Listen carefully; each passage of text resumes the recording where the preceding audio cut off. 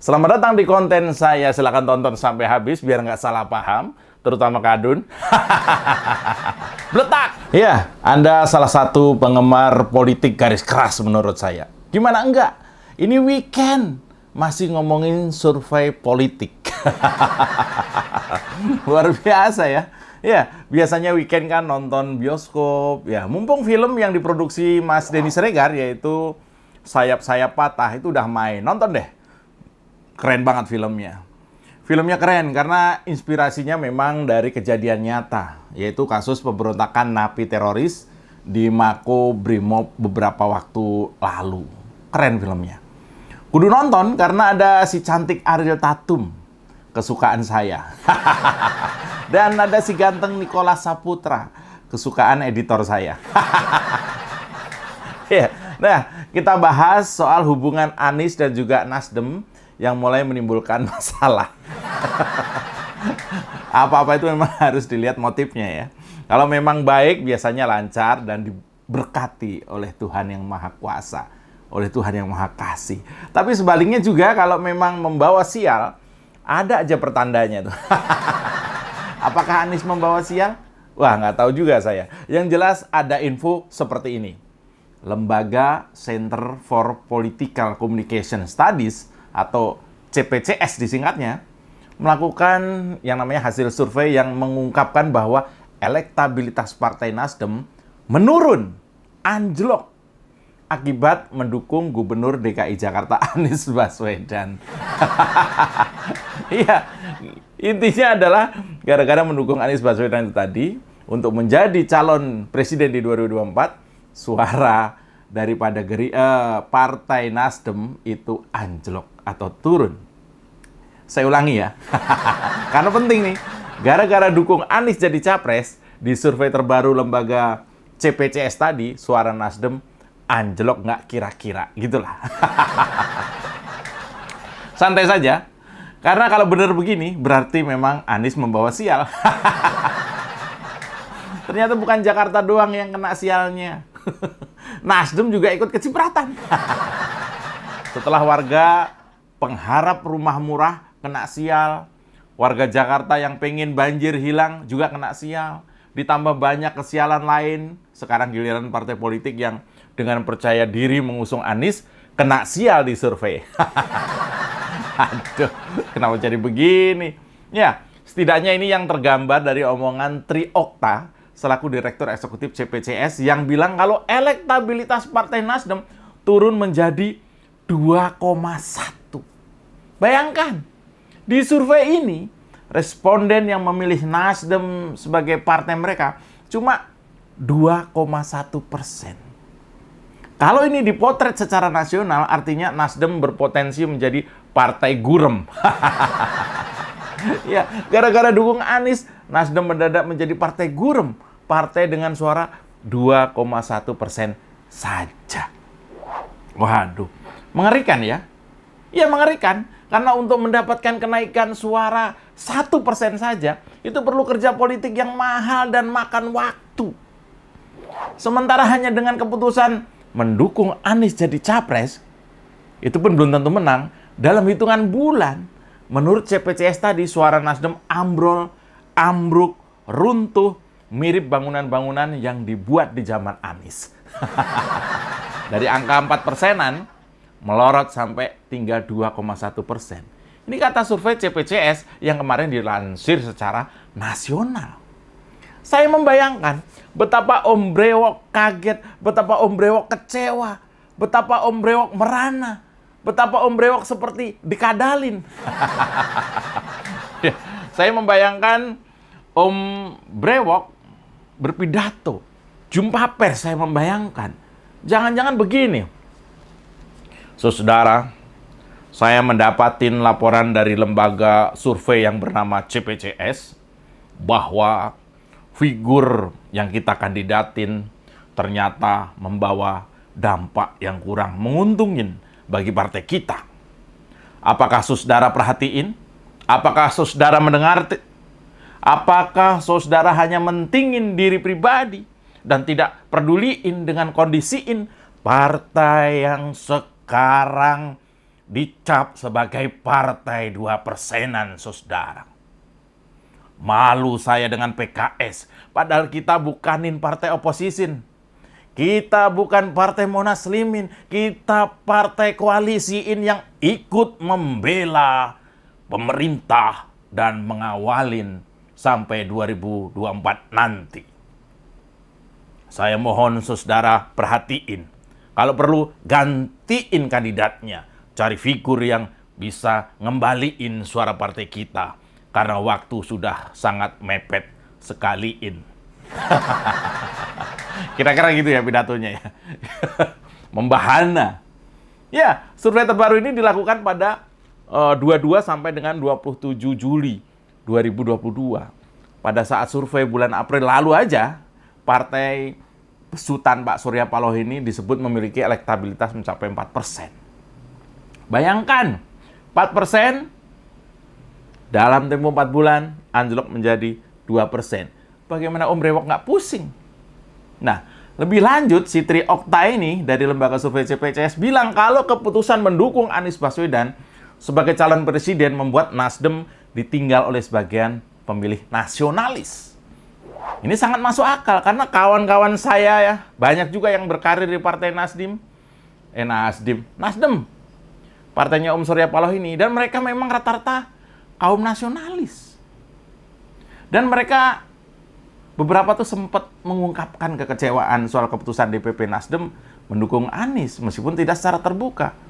Selain Ganjar dan Andika ya, karena memang 3 orang itu yang didukung. Tapi sepertinya yang serius mereka dukung ya memang terlihat itu hanya Anies. Sehingga ini membuat simpatisan partai berwarna biru dan emas ini agak terpengaruh. Saya termasuk yang nggak heran soal melorotnya suara Partai Nasdem, minimal di hasil survei ini ya. Karena memang menurut saya prestasi Anies yang cenderung rendah untuk kelasnya sebagai gubernur Jakarta. Gubernur Jakarta loh.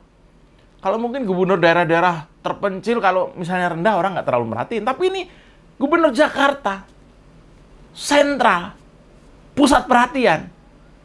Kalau cuma soal ganti nama, itu bukan prestasi. Itu mungkin sedikit banyak pasti akan berimbas ke siapapun yang melekat dengan namanya Anies ini. Dan siapa yang akan diuntungkan dengan melorotnya suara Nasdem karena mengendorse Anies? Salah satunya adalah partai-partai nasionalis. Mereka berebut suara kaum nasionalis yang tadinya menjadi bagian dari Partai Nasdem atau partai yang sekarang mendukung Anies. Mereka mental. Mereka cari skoci. Dan ini terbukti karena elektabilitas Nasdem turun jauh dibarengi dengan kenaikan elektabilitas partai nasionalis lain seperti PDI Perjuangan, yang tetap unggul pada peringkat pertama dan mengalami kenaikan elektabilitas dari 18%-an bulan April menjadi 19,5% pada survei terbaru kali ini. PDIP dan Gerindra menjadi partai yang memperoleh limpahan suara dari melorotnya suara partai lain akibat mendukung Anies. Ini data survei, bukan gosip. Kadrun manggut-manggut aja. Oh iya. Nggak paham soalnya. Selamat datang di Oposisi 69 FM edisi weekend bersama saya, Mas Jopray. Tarik bambang, sedikit disenggol lapor polisi, padahal doyan nyenggol tanpa basa-basi. Orang ngebanyol, kok disomasi. Oh sial, semua salah Jokowi. Oh no, ini negara gua. Oposisi gak ada otaknya. Bangsat! Yo, memang sejauh ini Anies masih menjadi figur sentral di kubu oposisi. Ya, terutama kubu yang berseberangan lah dengan pemerintahan Presiden Jokowi. Anies juga kerap dirangkul untuk meningkatkan posisi tawar dalam dunia politik. Ya, karena memang nggak ada calon lain maksudnya. Kadrun nggak punya figur lain, nggak punya jagoan lain. Tinggal cuma Anies, itu pun bermasalah. Ya, di akhir masa kerjanya justru Anies ini banyak blunder yang berakhir dengan kesimpulan publik bahwa Anies memang nggak bisa kerja. Ibaratnya, mengusung Anies menjadi capres merupakan strategi Nasdem untuk memimpin poros koalisi di luar PDIP, Gerindra, dan juga Golkar yang diduga akan mendorong Ganjar Pranowo atau Prabowo maju nyapres. Dan ini bahaya. Karena baik Ganjar ataupun Prabowo punya peluang yang sangat besar untuk bisa maju menjadi capres. Dan Nasdem nggak mau kehilangan yang namanya momentum. Sebagai kingmaker, meskipun jagoan utamanya ya cuma Anies. Ya, seolah Nasdem berstrategi supaya bisa mengimbangi keperkasaan PDIP dan juga kawan-kawan. Tapi jagoan Nasdem yaitu Anies terancam membuat Nasdem terpuruk, anjlok, ambrol, yaitu menjadi partai 2,sekian%. Ya belum lama Nasdem menyebut 3 kandidat calon presiden yang akan diusung pada Pilpres 2024. Terdapat nama misalnya Panglima TNI Jenderal Andika Perkasa dan Gubernur Jawa Tengah Mas Ganjar Pranowo. Kedua nama calon tersebut akan diusung setelah nama Anies Baswedan tapinya. Tapi kemudian memang pada prakteknya Nasdem hanya mendorong Anies lewat jalur medianya. Program-program Anies yang nggak jelas itu tetap mendapat porsi pemberitaan positif dari para endorsernya. Termasuk aksi Anies kemarin mengganti sebutan nama rumah sakit menjadi rumah sehat juga tak luput dari liputan media milik Nasdem. Seolah tidak mempedulikan protes dari banyak warga, khususnya warga Jakarta. Nah, kalau seperti ini gimana nggak jeblok suara partai? Hanya gara-gara pengen naikin suara Anies, malah kredibilitas media yang jadi taruhannya. Ini nggak main-main. Tapi bisa jadi ya, risiko ini juga mungkin sudah diperhitungkan oleh Nasdem, termasuk dampak menurunnya dukungan kepada partai dari publik. Apakah Om Brewok nggak kecewa? Sudah lumayan banyak resource dikeluarkan, kok hasilnya malah suara partai anjlok? Apakah mendukung Anies itu aib? Ya, meski demikian, Nasdem belum memiliki tiket ya untuk mengusung 1 dari 3 calon tadi. Anies, Ganjar, ataupun Prabowo. Nasdem nggak bisa sendiri. Koalisi mereka bersama PKS dan juga Partai Demokrat itu kan sampai saat ini baru wacana, masih belum secara resmi terbentuk.